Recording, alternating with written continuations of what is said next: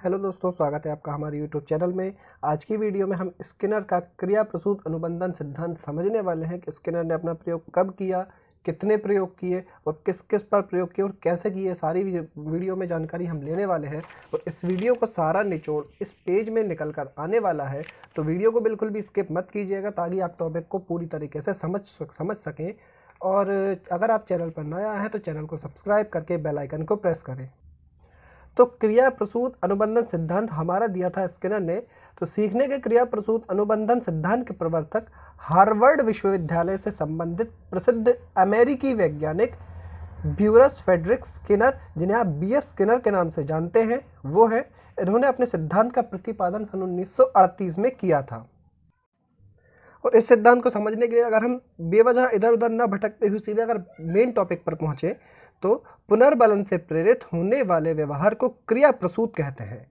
यानी अगर आपको किसी काम को करने के लिए कोई उद्दीपक सामने है, कोई टारगेट सामने है, तो उसके लिए आपको कार्य करने की क्षमता उत्पन्न होगी। जैसे आपके लिए आपको मान लो कोई CTT का आपका पेपर आने वाला है, एग्जाम आने वाला है, तो उसके लिए आप अभी से तैयारी करना शुरू कर दोगे। अगर आपके सामने वो टारगेट ना हो तो आप कोई भी मेहनत नहीं करोगे।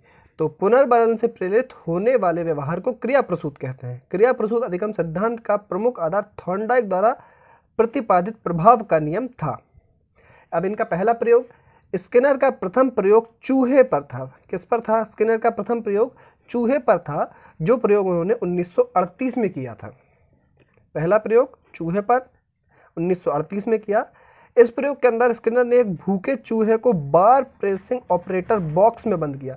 यह हमारा एक बहुत IMP टॉपिक है और IMP पॉइंट है कि स्किनर ने चूहे को जिस बॉक्स में बंद किया, उस बॉक्स का नाम क्या था? तो उस बॉक्स का नाम बार प्रेसिंग ऑपरेटर्स बॉक्स था। आगे चलें तो प्रारंभ में चूहा बॉक्स में इधर उधर घूमता रहा तथा उछलता कूदता रहा। इन्हीं गतिविधियों में बॉक्स का लीवर दब गया तथा घंटी की आवाज के उपरांत भोजन की तश्तरी में भोजन का टुकड़ा आ गया। चूहा भोजन को देखकर उसे खा लेता है। इस प्रकार के कुछ प्रयासों के बाद चूहा लीवर दबाकर तश्तरी में भोजन गिराना सीख जाता है। यानी पहले तो चूहे ने उछल कूद की, लेकिन धीरे धीरे जब उसने पहली बार लीवर को टच किया तो तश्तरी में यानी प्लेट में आपका भोजन उसका आ गया।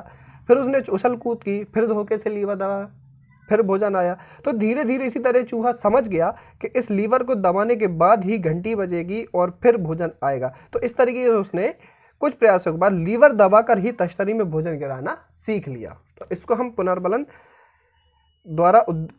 एवं उद्दीपन द्वारा सीखना कहते हैं, जिसको स्किनर ने RS थ्योरी यानी रीइंफोर्स्ड स्टिमुलस थ्योरी कहा।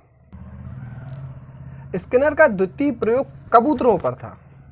स्किनर का द्वितीय प्रयोग कबूतरों पर था। यह प्रयोग उन्होंने 1943 में किया, 1943 में किया।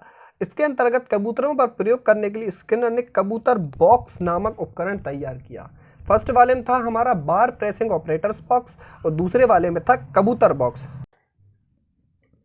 जिसमें कबूतर अपनी चोंच के द्वारा बॉक्स में लगी एक कुंजी पर चोंच मारकर कुंजी को दबाता है तथा भोजन का दाना प्राप्त करता है। अपने विभिन्न प्रयोगों से प्राप्त परिणामों के आधार पर स्किनर ने अधिगम क्रिया प्रसूत सिद्धांत को प्रस्तुत किया। स्पष्ट है कि क्रिया प्रसूत अनुबंधन से तात्पर्य ऐसी अधिगम प्रक्रिया से है जिसमें पुनर्बलन के द्वारा किसी अनुक्रिया के दोहराए जाने की प्रायिकता बढ़ाई जाती है। इन्होंने इस सिद्धांत के दो व्यवहार बताए। यहाँ से हमारा एक पॉइंट बनता है कि इन्होंने यानी स्किनर ने क्रिया प्रसूत अधिगम सिद्धांत में दो प्रकार के व्यवहार यानी अनुक्रिया बताए।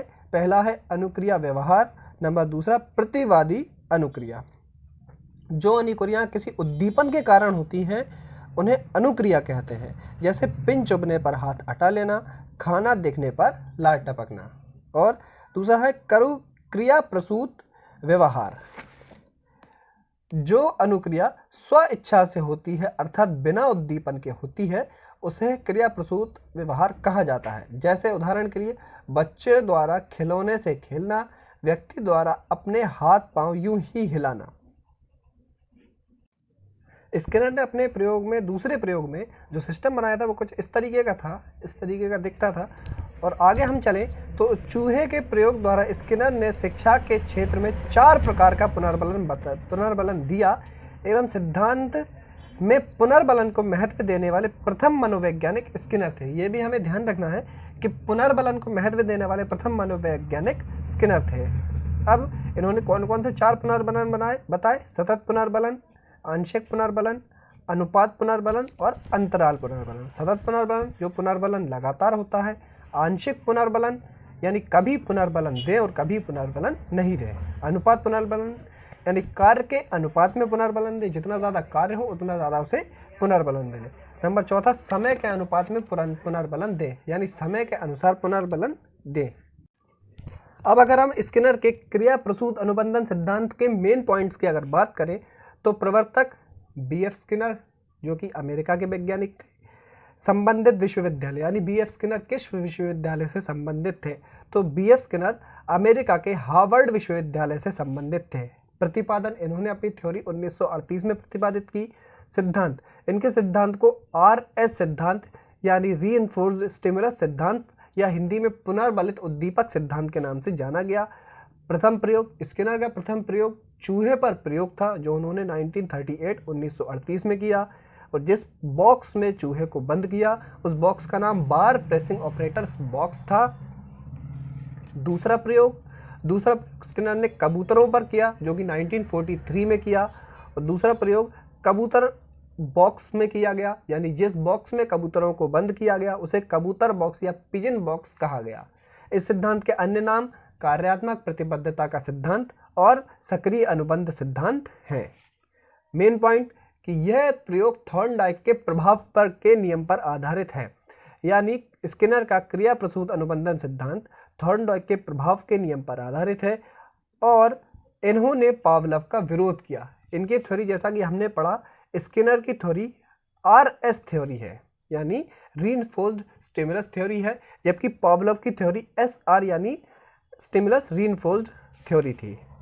इन्होंने 2 प्रकार के व्यवहार बताए, अनुक्रिया व्यवहार और क्रिया प्रसूत व्यवहार, और इन्होंने 4 पुनर्बलन बताए, लगातार पुनर्बलन, आंशिक पुनर्बलन, अनुपात पुनर्बलन और अंतराल पुनर्बलन। यही होता है हमारा स्किनर का क्रिया प्रसूत सिद्धांत समाप्त।